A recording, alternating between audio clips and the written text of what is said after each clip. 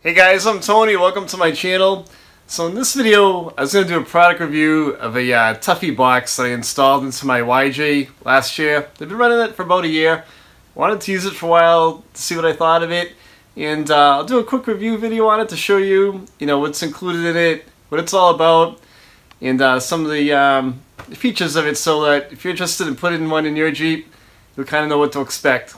So before I get rolling into this, Remember, if you like the video, give it a thumbs up. Don't forget to subscribe to the channel. We got a lot of great content coming out. And if you have a question about anything in the video, leave a comment. I will reply back to you. Let's go. So one of the disclaimers that I have is I had a local radio shop put this in for me. Only because I just couldn't get to it. I had a lot of stuff going on. I was going on vacation. So they did the actual install. There's a couple of bolts that go underneath it, and it kind of fastens to the floor pan of your Jeep. So it's not that hard to actually install. It comes with a couple of set of keys, and what's nice about this Tuffy box is that you can lock it. So you kind of just put the key in.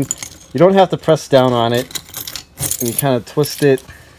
And now everything is secure that's in the Tuffy box. This one particular model has a flap that kind of tucks under here. You put the slap down first. If you have a radio in here, the radio is kind of secure under here. You can't lift it up. So to lift it up, it's pretty easy. You just twist the button, and then you push down on it and lift up. It opens up that easily. And this flap will go forward. Then the radio is right in here. So you put this flap back like this, and shut the lid, and then you can lock it with the key again. There's a little tray like in the front right here. It also comes with a couple of cup holders. This can either be mounted in the front or the rear. I put it in the rear. There wasn't any room where the stick shift was, so I kind of opted to put it back there. It's kind of a little bit of a pain, but it's not that bad. I can kind of reach back there and grab a drink if I have something back there. So there's a ton of storage inside here. I have a bunch of junk in here, but it's pretty deep.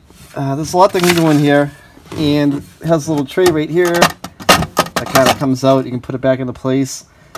So I have like the remote for my radio in there. And then I have my deck right here. So I kind of like about having it in this location is that it's easy to turn the knob when you're driving. So if you have your arm resting here, which typically you do, you can control the radio pretty easily with it, and it's not in an odd spot.